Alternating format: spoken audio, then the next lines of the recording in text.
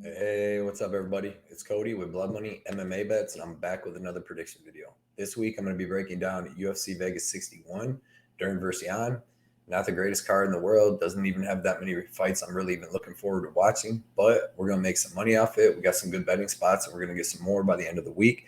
We're going to do a quick recap of UFC Vegas 60.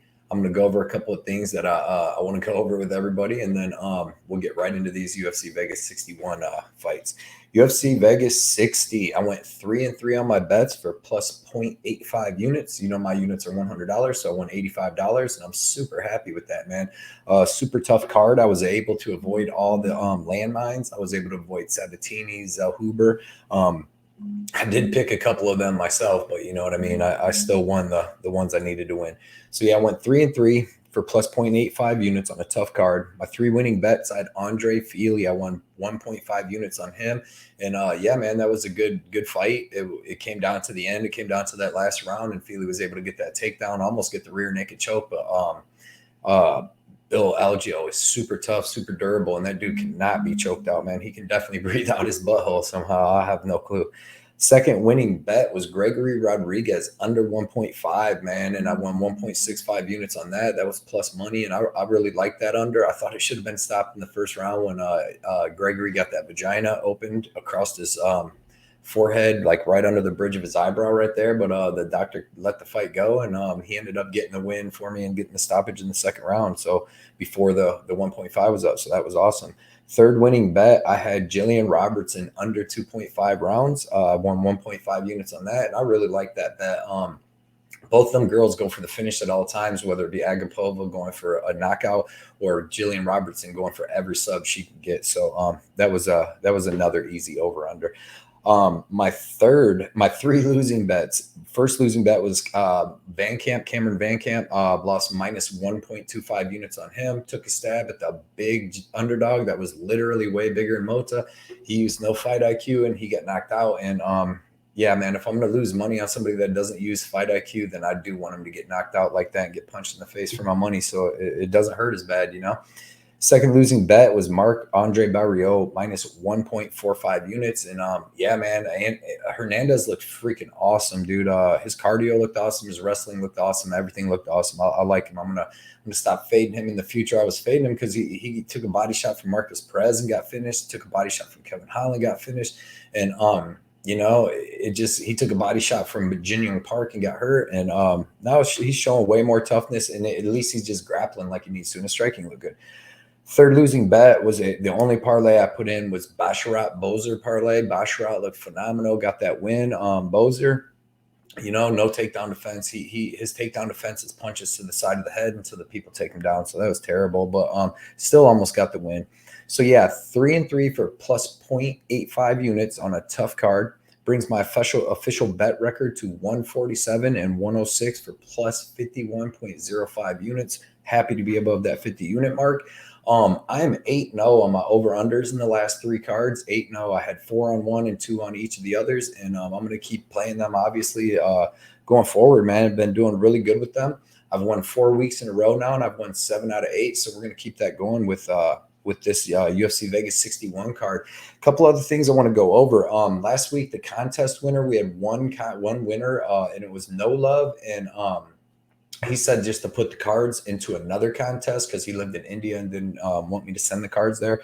So yeah, there's going to be a new contest this week with them 3 same cards, and then I added Jeff Neal and Derek Brunson autographs. You can go check it out on my Twitter or my Instagram at bloodmoneymmabets.com and or at Blood Money MMA Bets, and I put all the pictures of all the cards on there. But yeah, man, bet record 147, 106 for plus 51.05 units. There will be a new contest. It is the same thing. Don't comment on, comment on this live video if you want. I'm still trying to figure out how to post this where it doesn't look like a live video because I'm not shooting it live, but I will comment with you guys in the live, but I'll get that figured out. But comment on the actual video when it's posted on YouTube so that I have a record to go get it. I can't go look at live video comments. So make sure you post your 3-fight parlay and the odds on the comment section of this video on my YouTube so I can go back and reference it. If anybody ties, then it will go to the person that put the parlay first. And like I said, put a 3-fight parlay with the odds that it pays out, and whoever hits the biggest 3-fight parlay wins the cards. So if I got 5 people that all hit parlays, whoever had the best odds wins all 5 cards. And if there's a tie, like I said, we'll go to the first person that posted first. Another thing is I want to know what you guys think about. I'm doing this show on StreamYard now. I can put up the Tapology stuff, the tail of the tape and stuff like that in the background. So let me know if you want me to do that and have 85% of the screen that, 15% of the screen this, or if you just want my beautiful face and my pics on the screen. So let me know how you want me to do that. I'll do it either way. I don't really care. Also, this Saturday for this card, we are going to be doing the first fight companion. I'm going to do it on my page, on my channel. It's going to be with Addicted to Combat, Johnny K Picks, and then maybe somebody else. Yeah, it's going to be the first fight companion I've ever done. And I'm a little nervous, man, because I put in big bets, dude. And I get nervous during the fights and I get hyped up. And, I don't get too mad if I lose unless, it's just something ridiculous, some bad judging. But, man, it's going to be fun. So if you guys ain't got nothing to do next Saturday and want to hang out with all of us for the fights, you'll be having a great time. You'll get some live betting tips. I mean, I don't really bet live. Maybe I will that night. I don't know, something. But you'll be getting some live betting tips on each fight and get to hang out with some really cool dudes, talk UFC during the fight. Look for me and Johnny's live show on Wednesday. We will be doing that at 7:00 p.m. Eastern, as always. And before I get into this breakdown for UFC Vegas 61, I'm going to have 5 winning weeks in a row after this. Please, Austin Lane, ball kick that like button, hit that subscribe button if you haven't. Also, for the contest, you have to like this video, subscribe to my YouTube page, and leave that comment if you want to win them cards. And like I said, man, let me know what you think about the Tapology background, or if you like my awesome paintings. I got these 2 new paintings right here. Fucking love them. You already know American Psycho and Richard Pryor, man, the best guys. I got 2 more going up on by the next video. But all right, man, enough of me talking. Let's get into this UFC Vegas 61 fight card. First fight is in the women's strawweight division. We got Jessica Penne versus Tabitha Ricci. Jessica Penne is 14-6, currently sitting at +185. Tabitha Ricci is 7-1, currently sitting at -220. Jessica Penne, you've seen her fight a decent amount of times in the last couple of years. You've seen her have 3 good fights. She's got decent wrestling. She's got a pretty good clinch. She's able to grab girls, get them in the tie clinch, plumb clinch, hit them with some decent knees to the body and the face.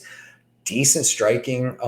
She's got a really good jiu-jitsu. You see, she's able to take the back from when she's on the ground grappling or even standing. She was able to do that to Lupita Godinez a couple times. Strong in a clinch, like I said. She's got really nice rear naked choke and arm bars, but she's getting a little older. She's almost 40. She's pretty one-dimensional. She really needs to get you to the ground and grapple you. But as you've seen, man, she was able to hang in there with the Godinez, get kind of a undeserved decision, and she was able to get that armbar on Karolina Kovalinus.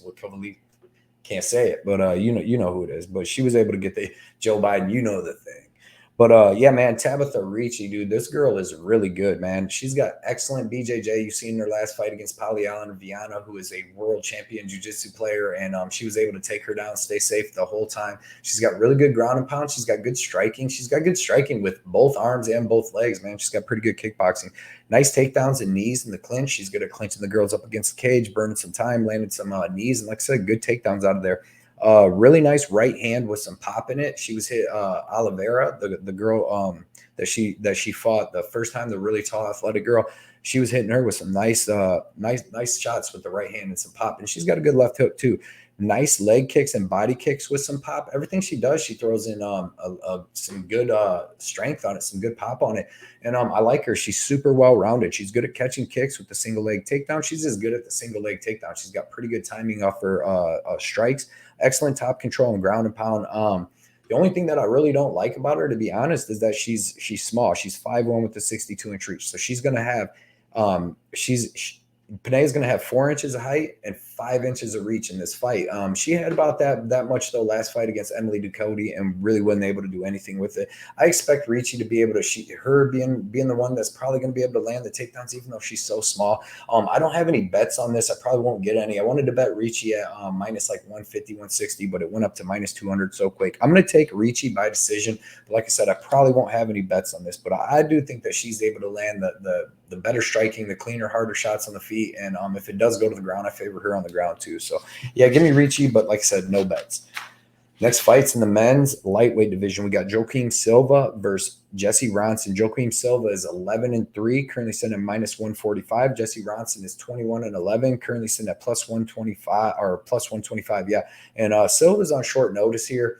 Both of these guys are very, very suspect, man. I mean, they're both decent fighters, but they haven't been that active in the last couple of years, and hard telling what you're going to get in this fight, to be honest, if you're betting it. Joaquim Silva, man, a very explosive finisher. You've seen him in his some UFC fights get some really early finishes early in his career, really early finishes too. Really fast head kicks and leg kicks. He has really nice power in his overhand right. You've seen him; he was able to crack Jared Gordon in his fight with him. They were going back and forth, but good power, man. This dude is a brawler and very tough, but good. He's got good stand up, good jiu-jitsu, good wrestling. Really good BJJ, offensive and defensive. Nice step in knees and flying knees, and he's got 4 first-round finishes, and 5 of his last 7 wins are finishes. The thing about him though is he can be wrestled. He can be reckless going in for big shots. You've seen him against Ricky Glenn, went in for a big shot right off the bat, left himself open, was knocked out in like 30 seconds or something like that. He gets dropped a lot in the fights that I've watched him fight. He got hurt really bad and dropped by Jared Gordon. Nazarat was able to finish him with the big shot, and then Ricky Glenn was able to finish him with the big shot.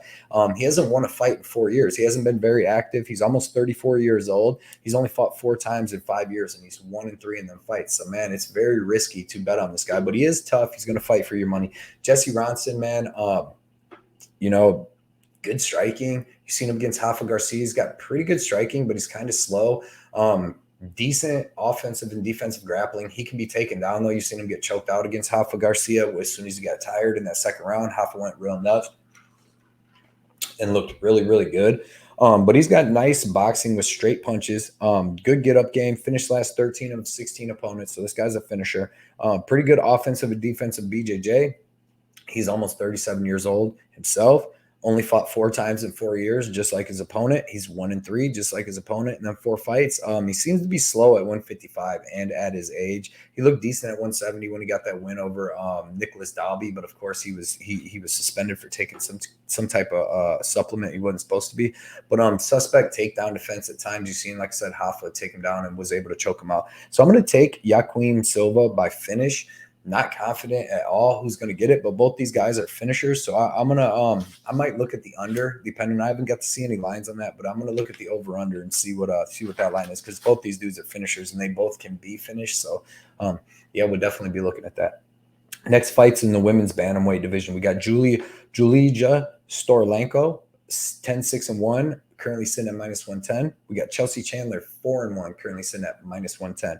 And man, this is not a low level girls fight, because these girls are both pretty good, but it's low level. You know what I mean? You don't really know what you're going to get from fight to fight with these girls. Julija Stoliarenko, she's got really aggressive striking. She's just really aggressive. She'll come out with nice jab, nice 1-2. She has a nice jab to a right head kick that's really fast, really nice. She's got decent wrestling. She showed good timing on her wrestling with Jessica Rose Clark, was able to take her down, get that armbar really quick. But she also shows pretty good fight. Like she's pretty good everywhere. I watched her fight with Alexa Davis. She hung in there good and tough. She almost was able to get that win. And Alexa Davis is pretty tough. But she's pretty well-rounded, good striking, good stand-up. Like I said, I like that jab head kick. She's got excellent arm bars, though. She's got a really nice arm bar. She's got 7 MMA arm bar wins, and that's just in her MMA. She's got some other fighting stuff she's done that she's got arm bars in too.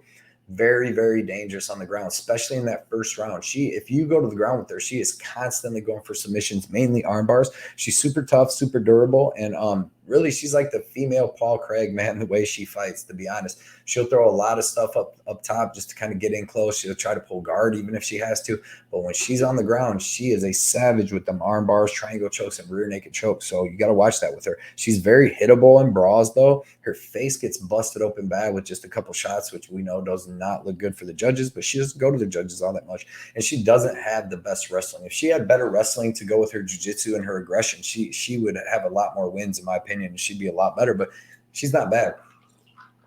Chelsea Chandler, I'd never seen her fight or heard of her before until I did this tape study, but she's got pretty good boxing with power with both hands. She throws good power, especially in her right.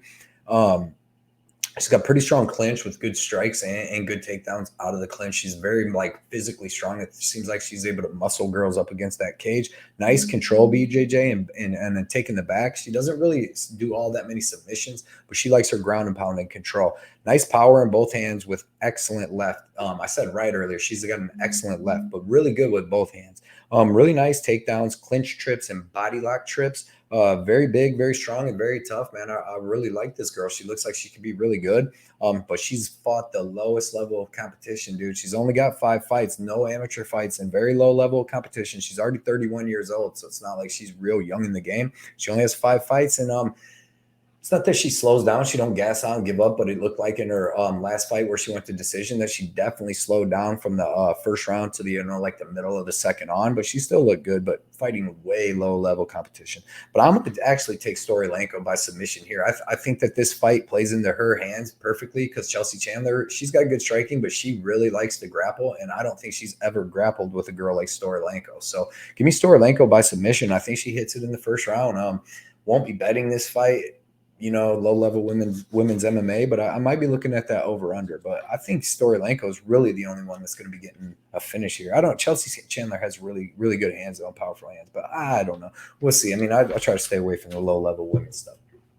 Next fight's in the men's bantamweight division. We got Randy Costa versus Guido Cannetti. Randy Costa is 6-3, currently sitting at -290. Guido Cannetti is 9-6, currently sitting at +245.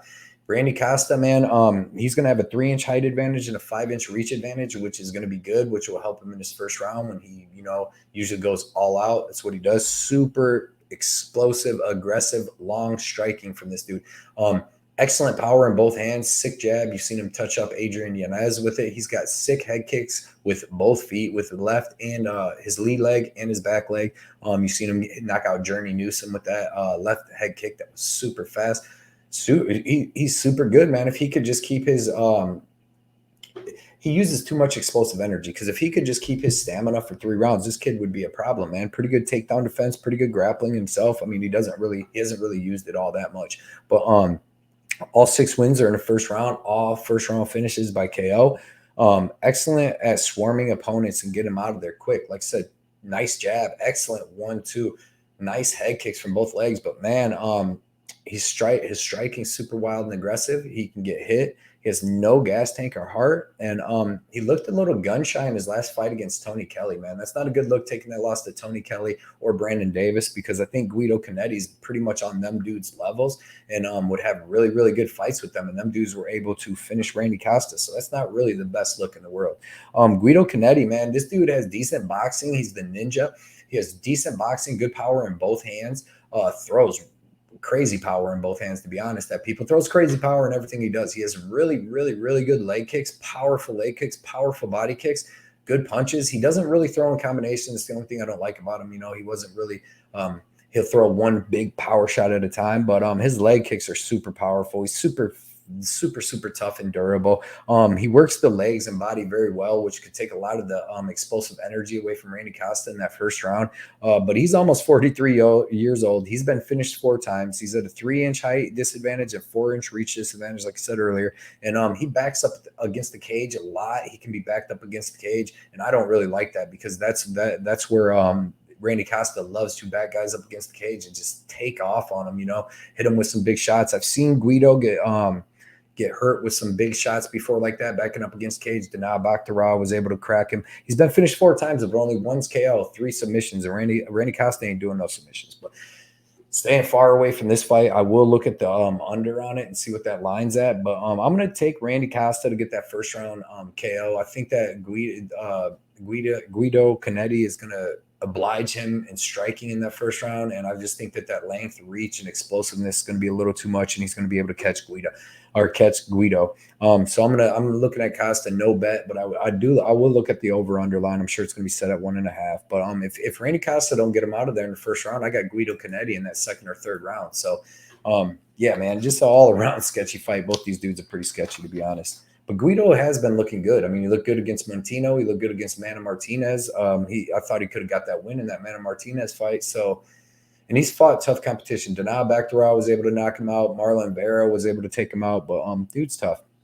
Next fight is in the men's lightweight division. We got Mike Davis versus Viacheslav Borshchev. Mike Davis is 9-2, currently sitting at -180. Borshchev is 6-2, currently sitting at +155. Borshchev is also on short notice. There's one thing to remember. Mike Davis, man, excellent kickboxing. This dude is super fast. He throws super nice punches. He has fast kicks to the body, head, legs. His punches are super fast, super accurate. Really good offensive and defensive wrestling himself. He has a fast leg, body, and head kick, man. He was tearing up Mason Jones with some of them bigger shots. He's looked good against Thomas Gifford, a couple other people he's been able to beat up really good. He has 8 finishes, 7 KO, 1 sub. Dude's a finisher. The only person that he didn't finish was Mason Jones. Super fast hands with nice combos. He's just a really good, well-rounded fighter, man. I really like this kid. It just, he needs to stay more active and fight more, and he could really do something in this division. He's big. He's 6 foot with the 72.5-inch reach, where Borshchev, he's 5'11" with the 69-inch reach. So Mike Davis is going to have a 1-inch reach, or 1-inch height and 3.5-inch reach advantage. But yeah, man, Mike Davis, he doesn't seem to have good BJJ. He can get the takedown, but like he was taking down Mason Jones, but Mason Jones kept getting back up. He seems to slow down with damage. Like he can give damage. He don't quit or stop or just give up. You know what I mean? But you see him slow down with that damage and start wearing it. He'll start backing up. Very heavy on the lead leg, and he gets that kicked. Mason Jones was tearing up his lead leg, and he hasn't fought in almost 2 years. Injuries, fight cancellation stuff. But I need to see this kid be more active because he is really, really good. I mean, he's technical. You see him, remember his fight on Dana White Contender Series with Sadiq Yusuff was awesome, man. Super technical. Slava Claus, on the other hand, world-class kickboxing. He's training out of Team Alpha Male, which, I don't know how good that is for the kickboxing, but he's the kickboxing coach there, but I know he's getting some wrestling training, which he needs. Excellent punches and combo. He has really short punches with excellent power, man, like excellent power. I was watching that Dakota Bush fight, man. He was cracking him. And even on his Contender Series fight, I can't remember the kid's name right now, but man, he's got some really good power, KO power in both hands, has good pressure, and throws punches at all times. Like he's constantly trying to touch you and then hit you with them big shots. Powerful leg, bodies, and head kicks with super bad intent, man. On the feet, this dude is super dangerous. It's just he's got the suspect wrestling takedown defense. You seen him, Dakota Bush was able to take him down, even though he was able to get up pretty easy.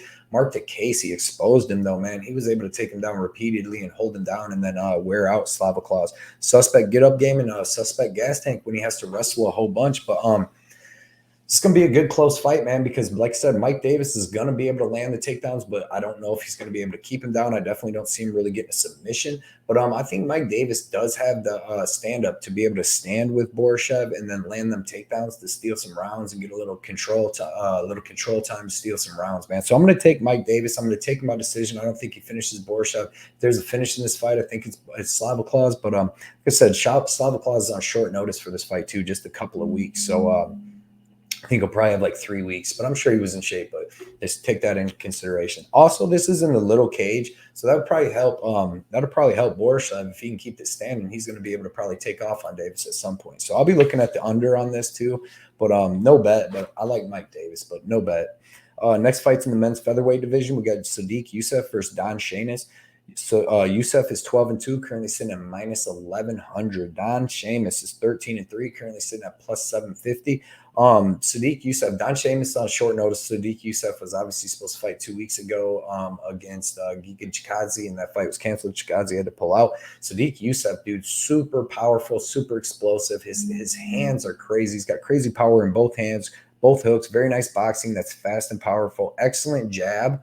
That's super fast and super powerful just in the jab. Good offensive and defensive wrestling. He's got good BJJ. He's got good ground and pound. This kid's like he's a good prospect, man. I mean, he's 29 years old, but he looks really, really good. He's got good forward pressure and pace and cardio, KO power with right hook straight and the uppercut out of the right hand, man. Just dangerous with it. His only problem is that he comes in recklessly a lot in his fights and he gets caught. He don't necessarily get finished, but he gets dropped a lot.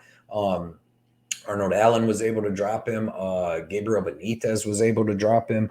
There was somebody else too that hurt him. But Arnold Allen hurt him a couple times because other than that, he was kind of winning that fight, but then he just kept getting dropped. His opponent's on short notice. Don Shainis, man, pretty nice boxing with pretty good power in both hands. Pretty good wrestling and timing on his wrestling. He's got good BJJ, good top control with good ground and pound. That's like the best part of his game is his wrestling and ground and pound, in my opinion. He's got 11 finishes, 8 KOs, and 3 subs in his 13 wins. So dude's a finisher, man. He's got some power in his hands, good cardio and toughness. He's going to be real small in this fight. Sadiq's going to be 3 inches taller with a 4.5-inch reach advantage. And he's just going to be so much faster and just, way more crisper. Don Shainis has a low level of competition. I looked at where he's training out of, and he only has one person on his team he's training with that has a winning record. All the rest are like amateurs and with losing records pretty much. He's out of Citadel MMA. So I definitely got to take Sadiq Yusuff in here, who was on a full fight camp getting ready for Giga Chikadze. I think that he's going to be able to tee off on Sheamus. I think that this fight's definitely going to go over, so I'm going to be looking at that weight. I haven't got no lines on no over-unders yet, but when I get them, I'll know and definitely have some extra bets.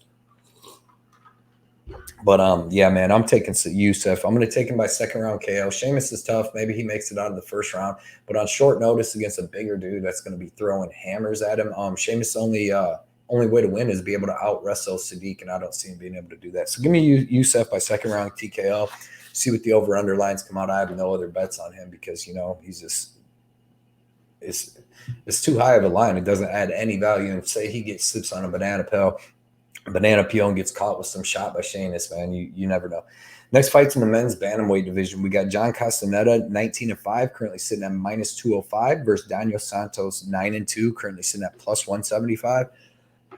And this fight is going to be a really good fight. This is going to be one of the best fights on the card. You got John Castaneda, man, good striking, good power. He has good power in both hands. You've seen he's been sorry. You see he's been getting some knockouts in his last 2 fights. He was able to finish Miles Johns. He was able to finish Eddie Wineland. He has really nice movements and feints, really powerful calf kicks, very fast, powerful straight, and a really nice, powerful right also. Like, this kid's got good boxing, man. He throws decent kicks, He'll throw some nice calf kicks. He'll throw some decent body kicks. He doesn't really go up top too much, but when he gets someone hurt, man, this kid is good at squirming and getting that finish. He really knows how to go for that kill.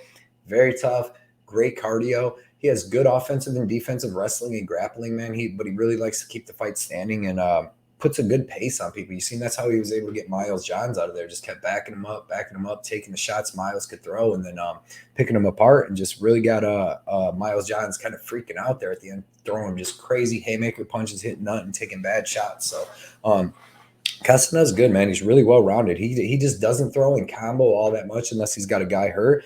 And he really only has decent boxing and kicks. Like I said, he's not going to really be using wrestling and grappling. So he's going shot for shot with people. And it's kind of close fights unless he gets that knockout. So, man, Daniel Santos, dude, if you watch any of his fights, and if you definitely watch his fight with Julio Arce, dude, this kid is fast, explosive, wild, dude, throwing wild spinning back fists, spinning kicks at all times, ton of spinning back kicks, ton of spinning back fists. Really has nice elbows and knees in the clinch. He's super aggressive. He's very, very nice forward pressure and pace. Like, he's always coming forward. He'll take a shot to try to give you a couple of them. He just needs to get more technical because he just throws a lot of spinning stuff, and it kind of gets real predictable. Like Julio Arce was able to time it after that first round and able to time him, get his timing down, and just started kind of picking him apart. But still, man, he put up a really good fight with Arce. Super, super tough and durable with good cardio. Really nice hands and throws and combo. Like, I like his aggression. I like his striking. But he's very hittable and crashing the pocket because he's just coming in trying to hurt you. He's not really worried about himself or defense. He's just trying to hurt you. He slows down a little bit after the first round, but he keeps going. He keeps fighting. He's super tough. And like I said, he gets kind of predictable throughout the fight, throwing kind of the same techniques. So I'm going to take John Castaneda. I'm going to take him by decision. I don't think that he finishes Santos. I would say if there's a finish, it would be Santos because he's finished a lot of his opponents and in the first round, man, with his spinning stuff and just craziness, body kicks, everything. But give me John Castaneda by decision. I have no bets on him yet. I think this fight's going to be really tough and really close, so I don't think I'm going to get any bets on him. And if I would bet anything, I'll bet the over. I want to see what the over line is because both of these dudes are excuse me, really, really, really tough and really durable. I believe Castaneda has been finished one time in his career, and that was way earlier in his career, maybe twice, but I think one KO finish, and that was a long time ago. So I'm gonna be looking at that over in this fight for sure, man. And in the small cage, the other thing I'm gonna take Castaneda by decision, but the small cage could definitely help Santos on how he's always wanting to go nuts and throw them crazy shots and get his hands on Castaneda. So we're gonna learn a lot about both these guys in this fight. Next fight's in the men's bantamweight division at 135. We got Hani Barcelos versus Trevin Jones. Hani Barcelos is 16-3, currently sitting at minus 220. Trevin Jones is 13-8, currently sitting at plus 185. Hani Barcelos, man, great wrestler, great grappler, good BJJ, but he doesn't really use it all that much. But he's got a good offensive and defensive if he needs to use it. He's got a really nice boxing with fast hands.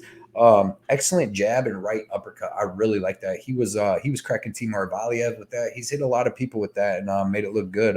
Victor Henry, Saeed Nurmagomedov. This dude's got some good wins, man. He's got world class BJJ, like I said, but he doesn't use it. He's got an excellent jab when he uses it, and he's got really nice forward pressure.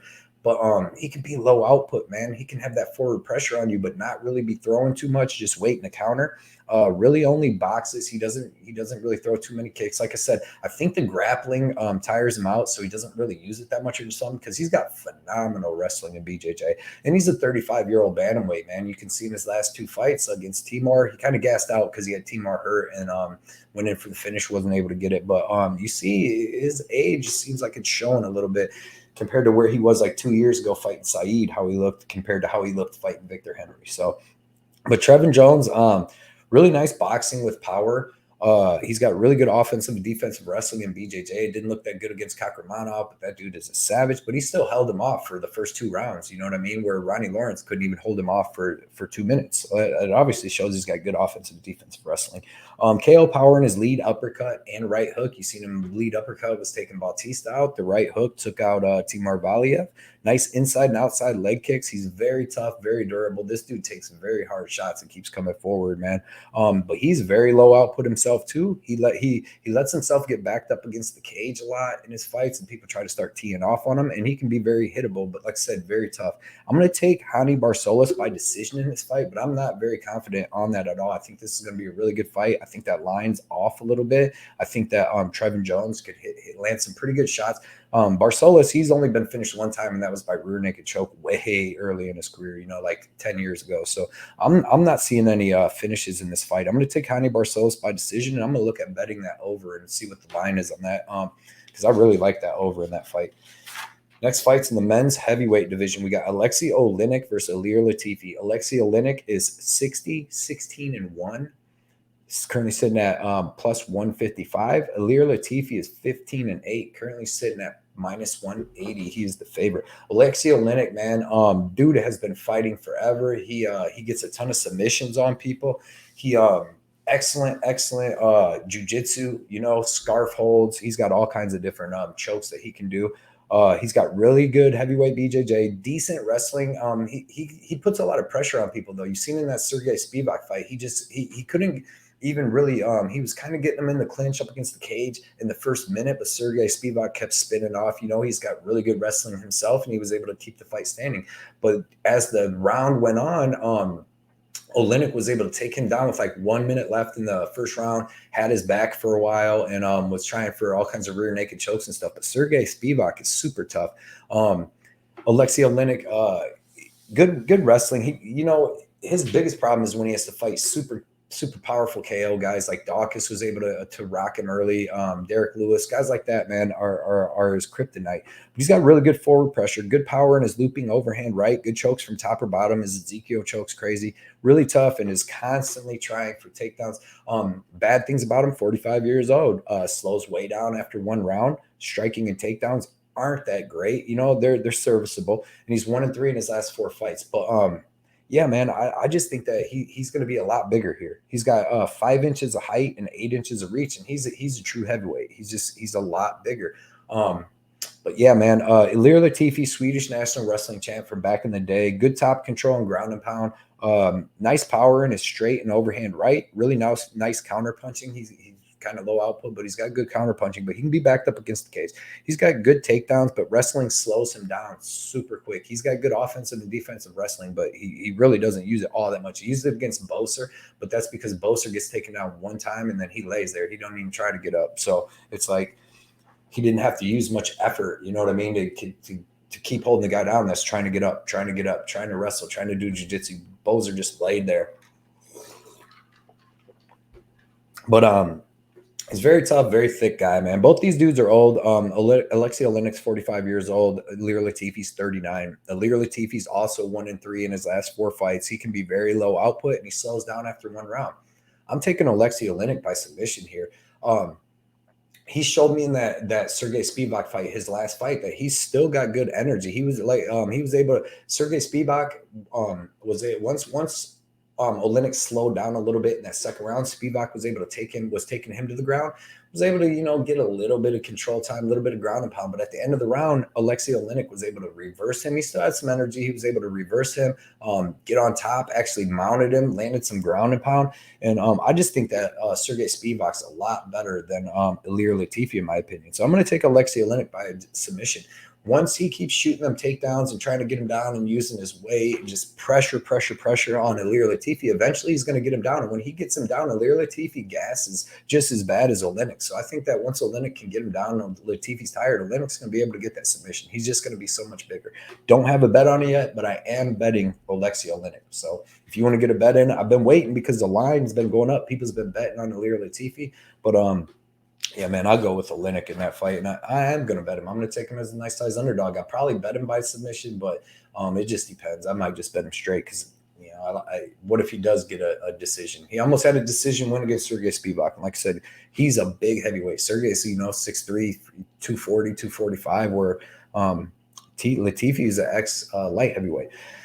Next fight, what are we looking at? 36 minutes. Next fight is in the men's light heavyweight division. We got Maxim Grishin versus Phillipe Lenz. Maxim Grishin is 32-9-2, currently sitting at -170. Phillipe Lenz is 15-5, currently sitting at +145. This should be a pretty good fight for heavyweights, man. It's probably going to get sloppy in that second and third round, but that's how I'm going to like it for Grishin.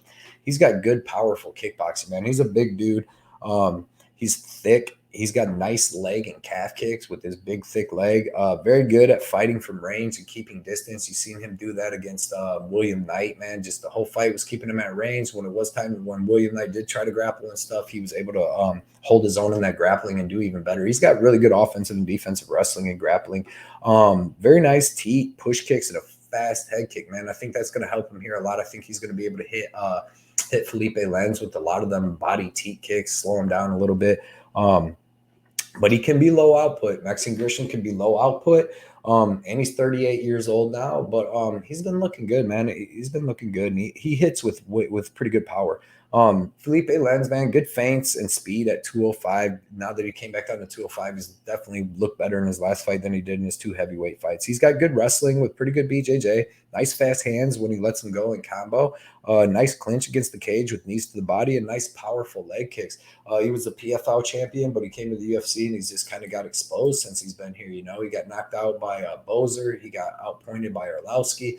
Did get that last win against Pragnell, but man, at 205, he looked terrible. Like, they both looked terrible. They both slowed down. It was such a sloppy fight. He just slows down after 1.5 rounds, and Maxim Grishin really doesn't slow down like that, as bad as Phillipe Lenz did. So I'm taking Maxim Grishin by decision. Maybe he gets him out of there in like the third round by like a rear naked choke or something, because Maxim Grishin actually has pretty good BJJ on the ground. He's got a rear naked choke win over Alexander Volkov back in the day. But yeah, give me Maxim Grishin by decision. I actually did bet him. I bet him at -150. I got 2.25 units to win 1.5 units. And like I said, man, I think he's better than Phillipe Lenz everywhere. He's 38, but Phillipe Lenz is 37. And yeah, man, Grishin just fought better level of competition, got better wins, and I think he's a better fighter. Next fight is in the men's middleweight division. We got Brendan Allen versus Krzysztof Jotko. Brendan Allen is 19-5, currently sitting at +110. Krzysztof Jotko is 24-5, currently sitting at -130. And Brendan Allen, man, he's got good grappling, good takedowns, good body lock trips, body lock takedowns. Really good BJJ. You've seen like him choke Kevin Holland to sleep. You've seen him heel hook Carl Robertson. Just got good BJJ. He was able to out grapple Chris Dawkins too.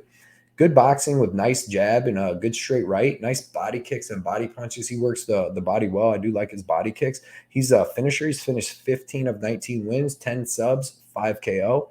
And he's like a pretty good fighter, but he's got bad fight IQ in my opinion. Like you seen against Chris Curtis, he should have been trying to grapple him a whole bunch more than he was and try to mix the fight up. Chris Curtis's way to win was to hit him with a big shot, just like he did to Phil Hawes, his fight before that. And what did Brandon Allen do? Stood there and struck with him for 95% of the fight until he got caught.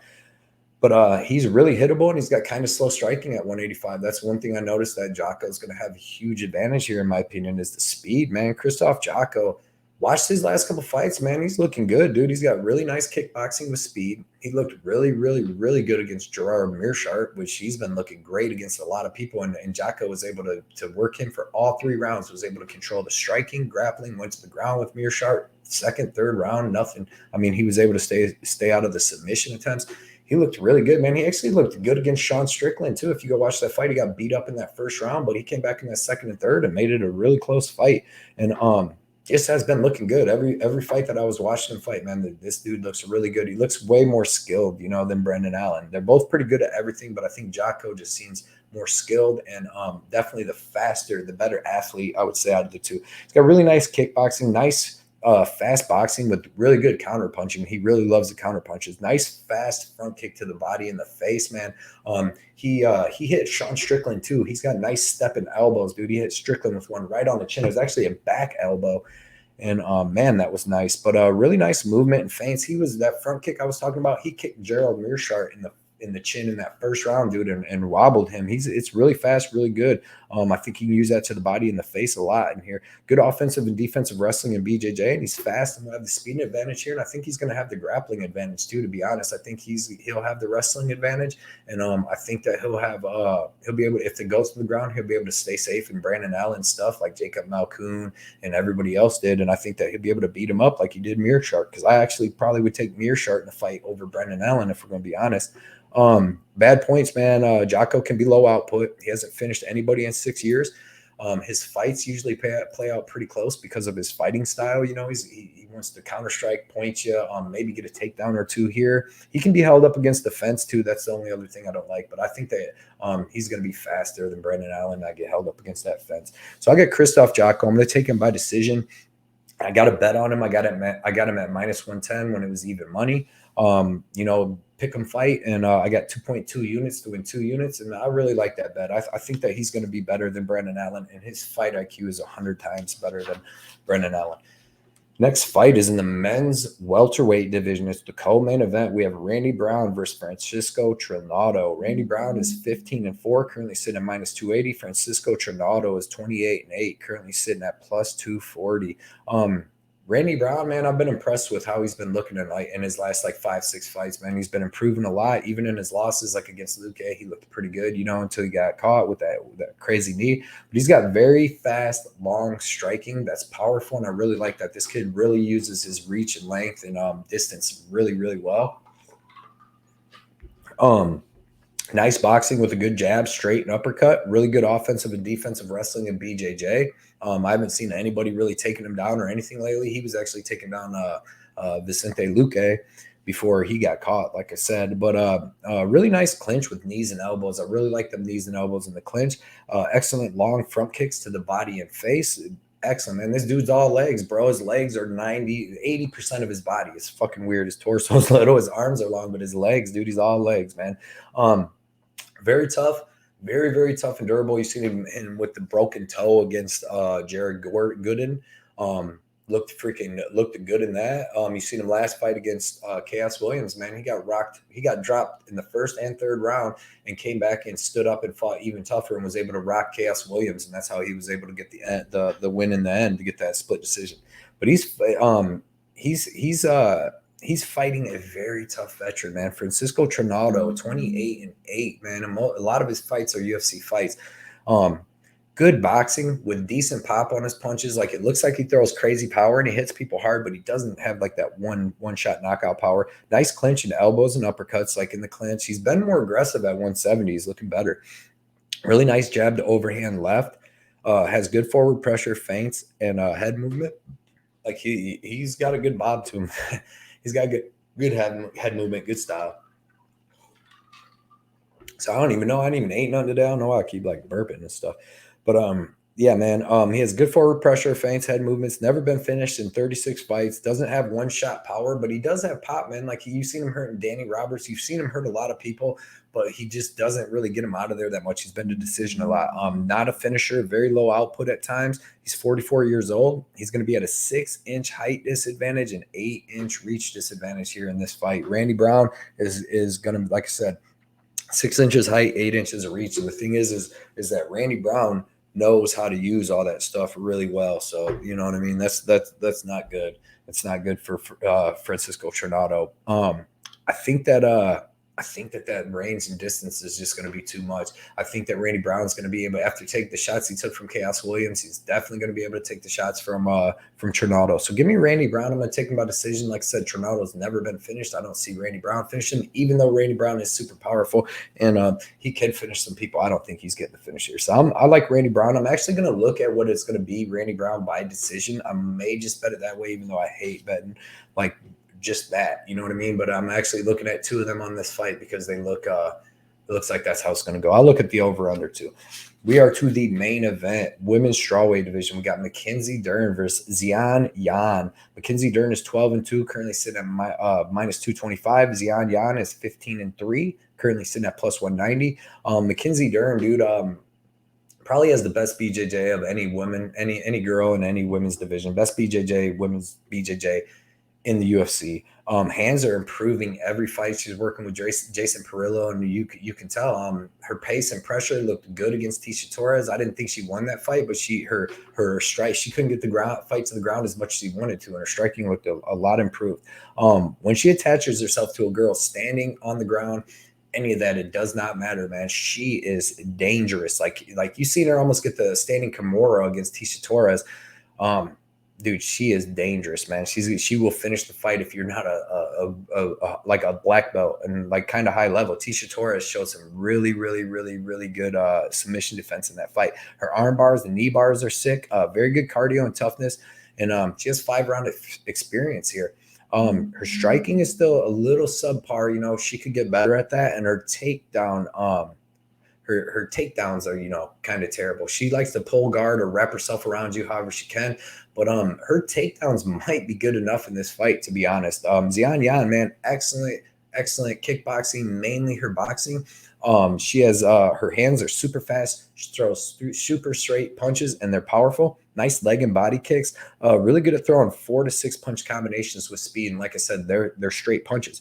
Really nice clinch with good knees in the clinch. Super tough, super durable. You've seen her last fight against Rodriguez. I thought she won that fight. I actually bet her in that fight, and I thought she won and got robbed. But in this fight, it's all about styles, Well, her takedown defense, Jan's takedown defense, super suspect. Her BJJ, super suspect. Terrible get up game, and over swings and gets taken down easily in her fights. And that's the big thing here. I'm taking Mackenzie Dern by first or second round sub. I really do believe the first time that Mackenzie Dern latches on to Jan, whether in the air or getting her to the ground in any way, it's going to be over because Jan doesn't have the BJJ at all to hang with Dern, And like I said, her takedown defense is super suspect. I've seen her get taken down pretty easy. Carla Esparza took her down and beat her up pretty easy. Claudia Gadelha was able to land a couple takedowns on her. And like I said, I just think it's going to take one here for Dern.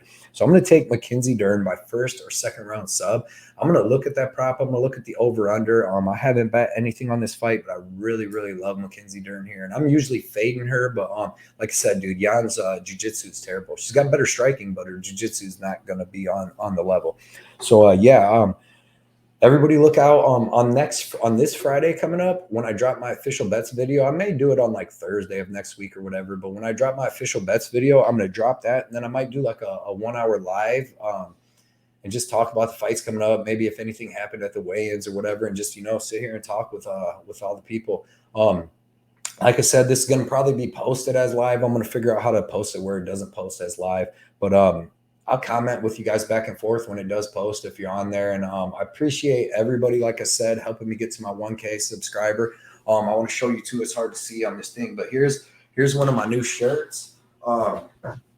It's got the blood money. I had a couple of them made. I'm going to be doing a contest where I give some of these away coming up because I got to have my people get the whole process down and make them a little better before I start offering them. I'm going to make like a little store or something on my Instagram where if everybody wants to buy them just to help support me and stuff like that, I'll be putting them on there. But I'm going to make sure we get everything down right before that. But until then, I will be giving some away in contests. Right now, I'm only going to have size large and extra large in men, so hopefully that'll work. But appreciate everybody watching this, man. Check us out for that fight companion for that live show next week on my channel with Johnny K Picks. Sucks, man, this weekend without no UFC, but hey, man, we'll be back next weekend and we're gonna win. So appreciate everybody for checking me out, commenting, liking, and subscribing. And don't forget that contest. Drop your three favorite picks for that 3-fight parlay with the odds, and hopefully you win. Good luck, everybody. See y'all later.